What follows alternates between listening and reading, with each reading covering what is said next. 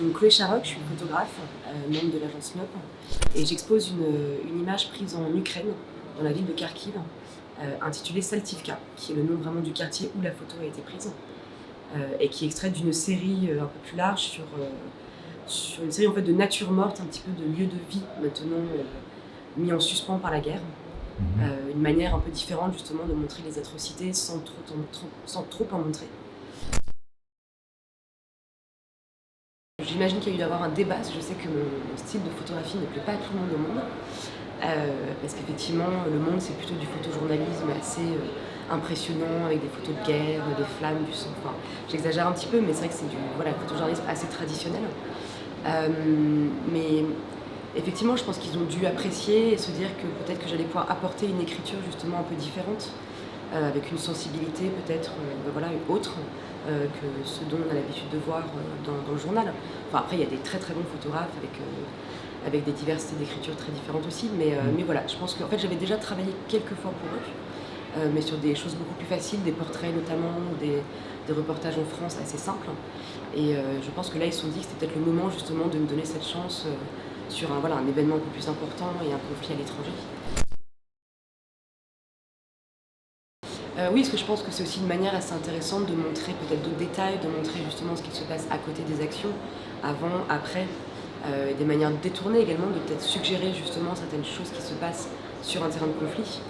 Et c'est un peu d'ailleurs le but même de toute cette série, c'est d'apporter peut-être un regard différent sur les images de guerre, un petit peu avec des codes très précis, qui sont effectivement généralement de montrer l'action même la plus impressionnante possible. Alors qu'au contraire, on peut très bien en fait parler des horreurs d'un conflit ou de la violence d'un conflit en montrant des détails ou des à-côtés. Donc effectivement, comme sur cette image dans l'exposition, des bris de verre sur un banc, on comprend tout de suite que c'est une explosion d'un immeuble. Ça aurait été très simple effectivement de prendre en photo l'immeuble fumant à moitié détruit, mais finalement c'est des images en plus qu'on voit tellement et qui sont tellement faciles en fait, qu'il y a presque une assimilation et une accoutumance peut-être à ces images aussi. Donc c'est important de montrer peut-être ces mêmes choses mais différemment. Je pense que ça peut permettre aussi une réflexion un peu plus poussée que juste des images très faciles pré-mâchées en fait, entre guillemets. Alors vu que je travaille comme photojournaliste, on a interdiction normalement de vraiment retoucher une photo. On peut faire des retouches légères comme on dit, donc ça va être le contraste, les couleurs un petit peu, enfin voilà, des choses très simples. Après c'est plus au moment même où je prends l'image, j'essaye justement d'avoir déjà des scènes assez contrastées, avec effectivement Alors moi j'aime beaucoup les photographies très sombres, avec peut-être effectivement une chose, un objet ou une personne qui va un peu se détacher grâce à une lumière quelconque. Ça, c'est vraiment parce que moi, j'ai fait histoire de l'art et je suis extrêmement influencée par tout le courant baroque, ténébriste, caravagisme, etc. Et parce que je trouve ça magnifique, justement, cette manière de mettre en avant, par exemple, un corps dans un environnement assez sombre. Et voilà, c'est quelque chose qui, moi, m'influence beaucoup dans mon travail et que j'essaye effectivement de reproduire. Parce qu'on peut, on peut très bien on peut mettre en avant une image effectivement en zoomant dessus, en la mettant centralement, ou on peut aussi jouer avec les lumières pour qu'elles ressortent grâce au contraste, peut-être grâce aux couleurs. Et donc c'est vrai que j'aime beaucoup essayer de chercher justement un peu des détails comme ça, ou de faire des images. Au final, les compositions de mes photos sont très simples. Je cherche jamais à avoir 15 personnes dans tous les sens et des compositions complexes. Moi, je maîtrise pas du tout ça.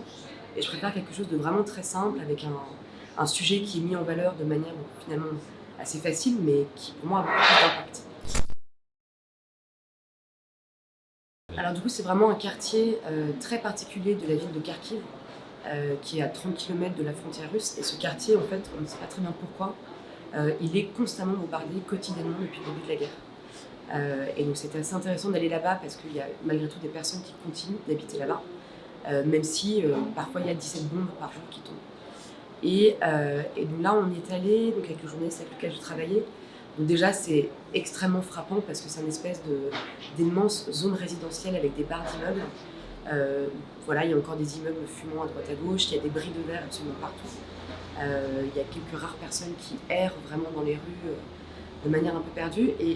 Et en se promenant, moi, c'est assez étonnant, mais j'ai été frappée en fait par les bris de verre absolument partout. Et ça brillait un peu parce qu'il y avait un côté un peu presque irréel. Et il y avait des couleurs très douces avec des immeubles un peu peints dans des tons pastels.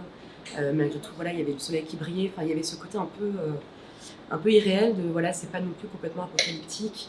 Il y a quand même un peu de douceur et je sais pas, ce banc m'a attiré le regard. Il y avait quelque chose au niveau de, voilà, de ces bris de verre qui étaient posés presque délicatement en fait dessus. Euh, et, et voilà, et des couleurs très douces en plus, presque des couleurs un peu enfantines. Enfin voilà, donc c'est un peu le contraste entre ces deux choses. Vraiment la douceur et la délicatesse en fait de ces bris de verre qui étaient comme voilà des espèces de petits fragments brillants disposés un peu partout. Et pour moi, ça représentait beaucoup de choses.